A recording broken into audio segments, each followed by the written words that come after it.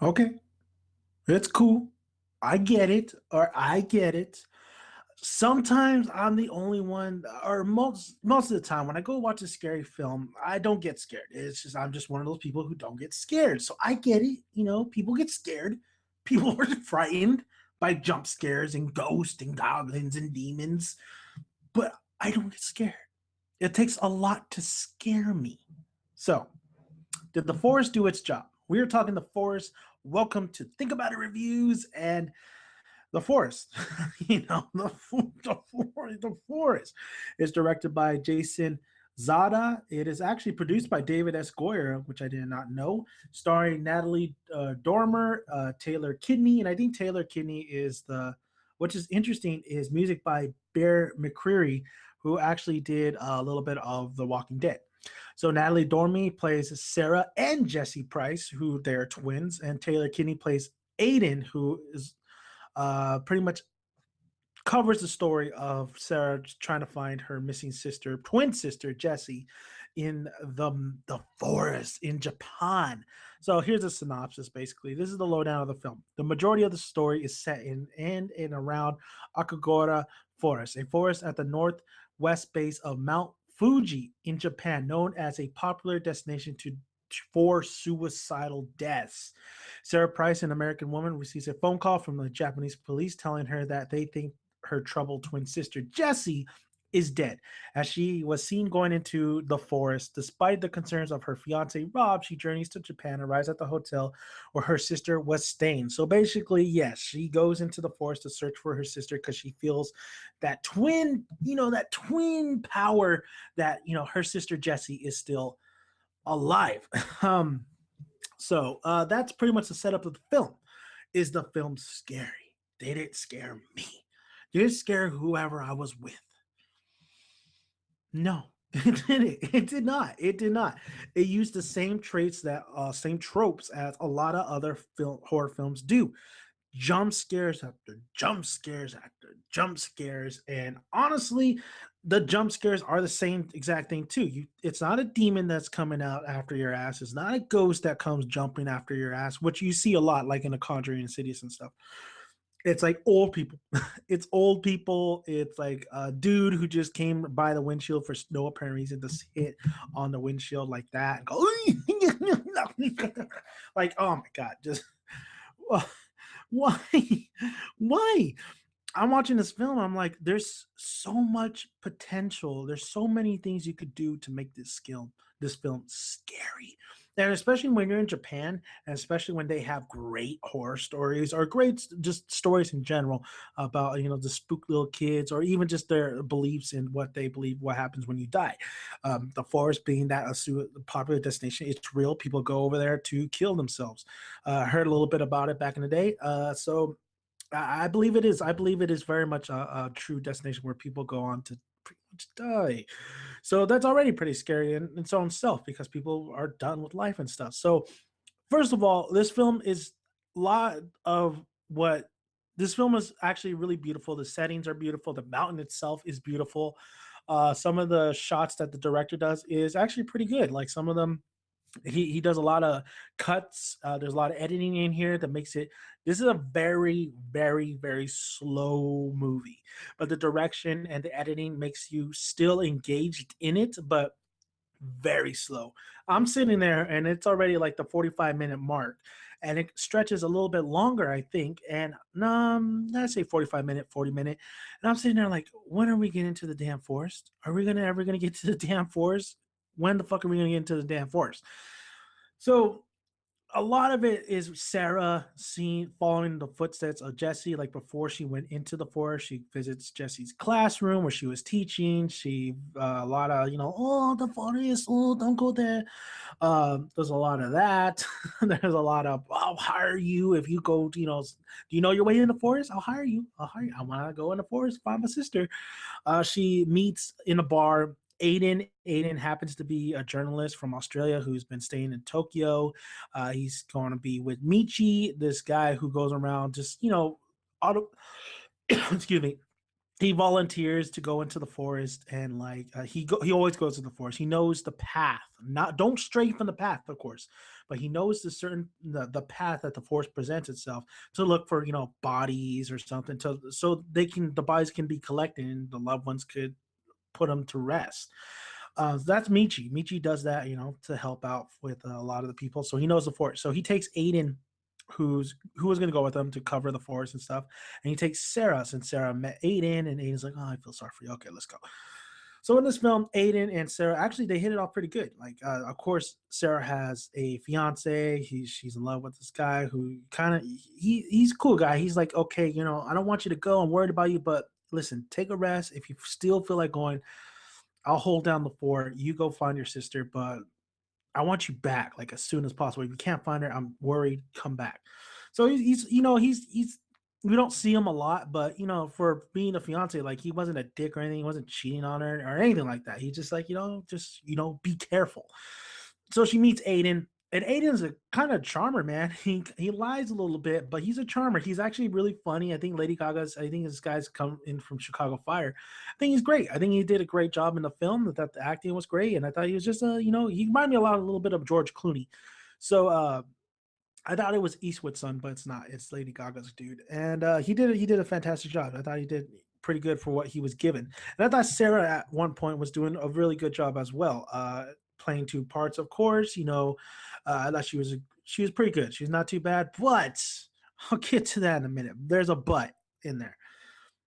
So of course he wants to cover her story after talking to her, and she's like, okay, fine, yes.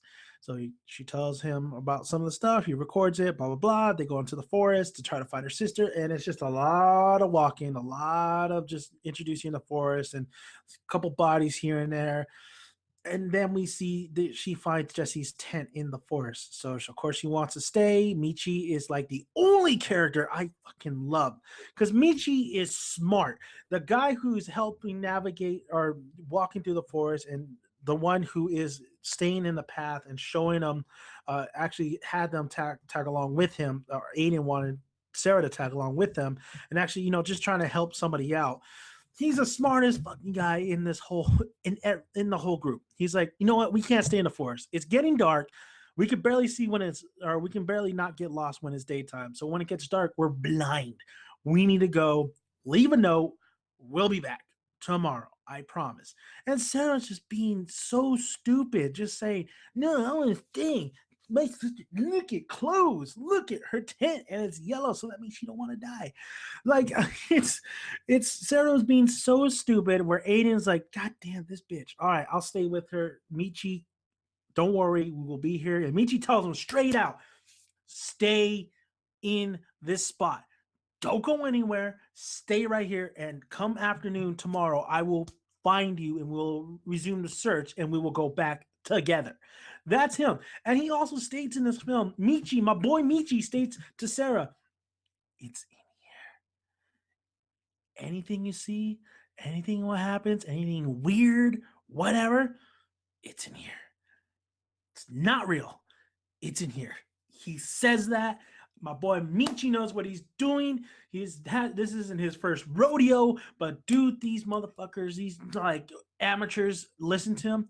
No, they do not. And Michi's like, this bitch is gone.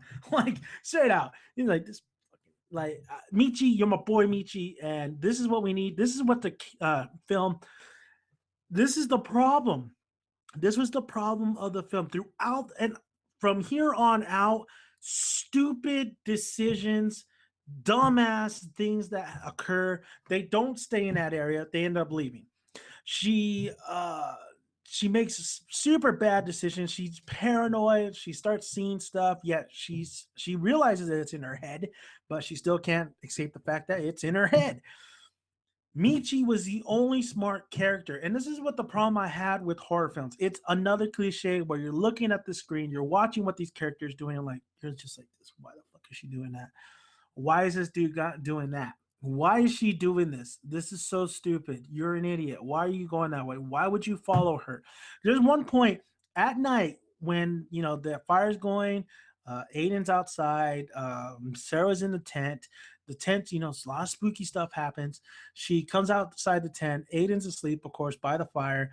She sees she sees or hears rumbling in the forest. She goes to investigate. She sees somebody. She doesn't know if that's her sister or whatever. The person goes running off, and what does Sarah do? That bitch must be my sister. I don't know for sure, but let's go. She goes off too. Just absolutely stupid decision making, and of course she strays from the path. Oh my god! Oh my god! Just yeah, Sarah was like, I was on board, Sarah. I was on board in the beginning. You know, it was a little heartfelt, like, oh yeah, you love your sister that much. Oh, a little flashbacks here and there. Oh, of course, you can throw it in there. All right, Sarah, I want you to find Jesse. But no, she has to be the stupidest character in here. And it was just, I couldn't do it. I couldn't deal with it. I was like, this is dumb. This is very, very, very, very dumb. And I'll get to the ending in a minute. Um, and then first of all, listen, Jesse, this character, the whole reason they're in this mess is because of her sister. Her sister went into the damn forest, and her sister was the cause of everything that happens at the end. Her sister was the cause of everything bad that's going on. Jesse was an idiot. How can I sympathize and how can I follow this character to the depths of hell if I think this one character, Jesse, was an idiot to go into the forest in the first place? And I'm pretty sure she heard all the warnings as well. So that's being said, there was some good aspects of this film. Like I said, the direction and editing kind of kept me engaged. The locations were beautiful. Even when you first see Tokyo and you see Sarah in her hotel room, the scenery absolutely beautiful. Um, Not very much of the atmosphere and the cinematography was fine. I just felt like it could have been a little bit more creepier. Uh, the makeup and the design was not too bad, not too shabby. There was one particular team where Sarah is trapped in. She falls into a hole in underneath ground where there's like a cave and stuff, and she follows this girl that she's been seeing throughout the movie, and this girl stops, and of course it's gonna be a jump scare and stuff. But I thought the makeup on the girl was actually really cool. I really liked it. She had green eyes, she had this exorcist kind of look, and I was like, actually, it was pretty cool. I kind of like that makeup. I really did like it, and I thought that was not too bad. Okay. That being said, of course, the characters were all really stupid except Michi. Michi was my boy. He was really cool. Would love to see him in a film, actually. Would love to see him be the main protagonist, and I would love like a Mushi kind of type deal from the anime. So I was getting a little bit of anime vibes in here. Of course, maybe it's probably from Japan and stuff, but I felt like it definitely could have pushed the envelope. I definitely thought they could have done so much more into this film.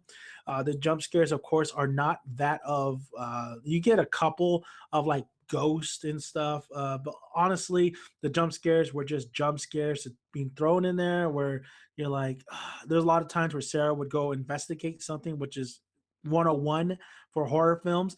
I just want a film where the lead character and a lot of the surrounding characters are smart. They're smart, yet they're still stuck.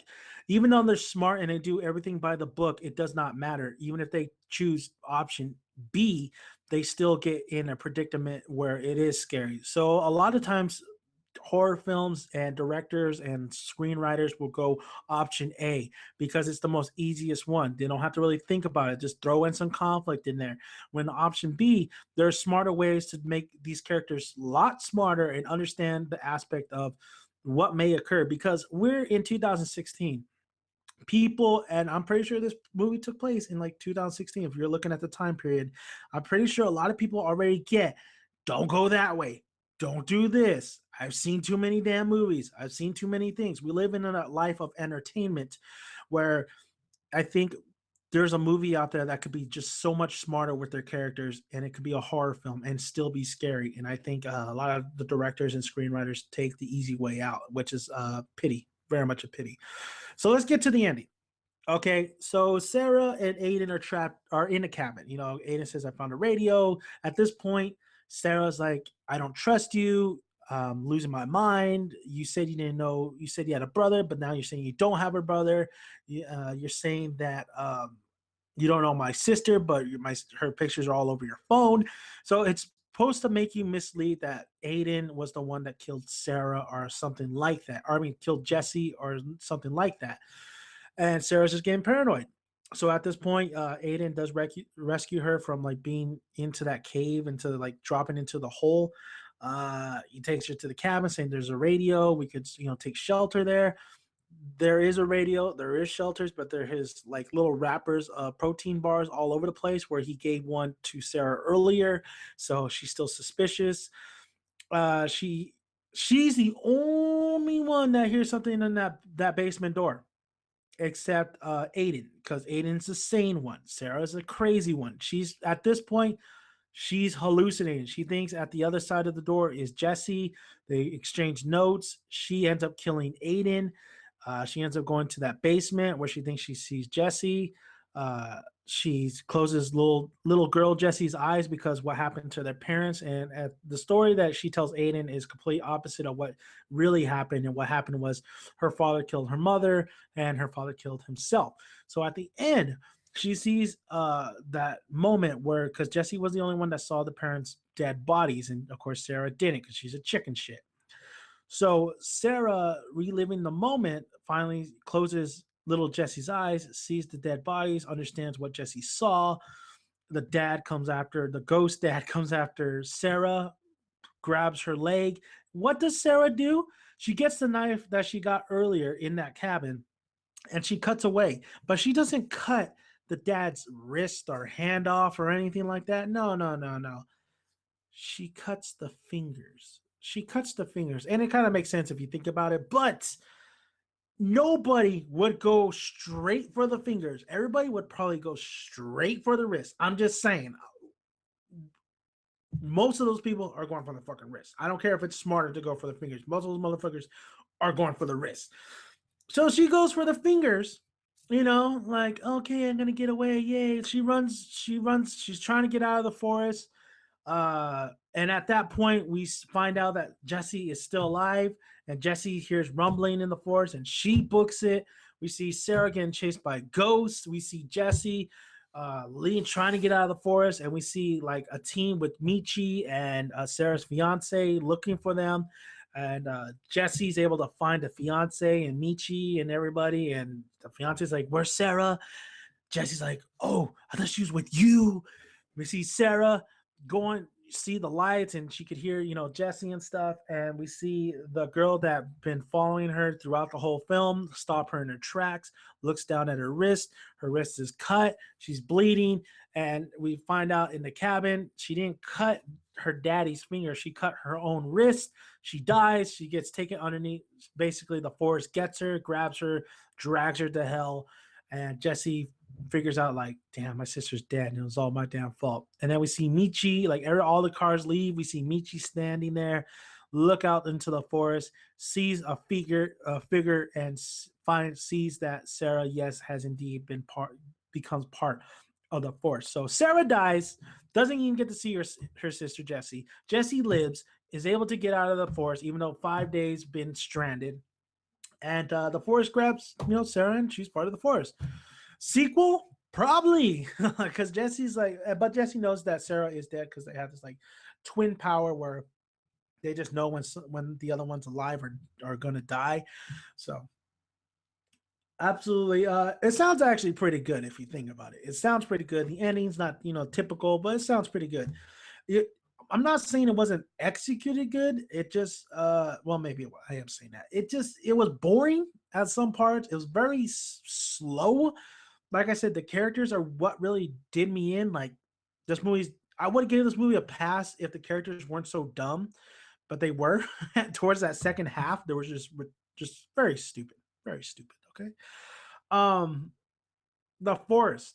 Do I recommend it? I do not. I don't recommend you watching this movie because this is another movie you could check out on Netflix, or this is just another TV movie that you can check it out on TV. You don't need to go out and actually go to the theater and watch this. You don't. This is not necessary. I know The Boy is out with Maggie, my girl Maggie from The Walking Dead. I don't know if that's fares even any better, but honestly, this did not scare me, but it did scare a couple other people, which is fine.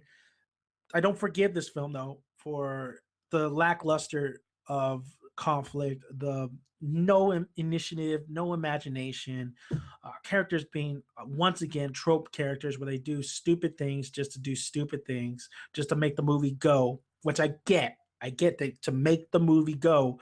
However, there are smarter, more imaginative ways in doing that. So I get The Forest, no recommendation. I don't recommend you checking this out in the theaters. So thank you guys for listening. This was Think About It Reviews. You can always check out all my videos and all my film reviews on my channel. I will be doing a lot more films this year, so look out for that. I am Dan the Man, aka Daniel's son, and you could also hit that subscribe button if you want to check out more of my content. Like the video if you like it, and comment below. Love to hear you guys' thoughts on The Forest. This is a spoiler review. You saw the title. Like I always say, guys, grab a tick, grab a seat.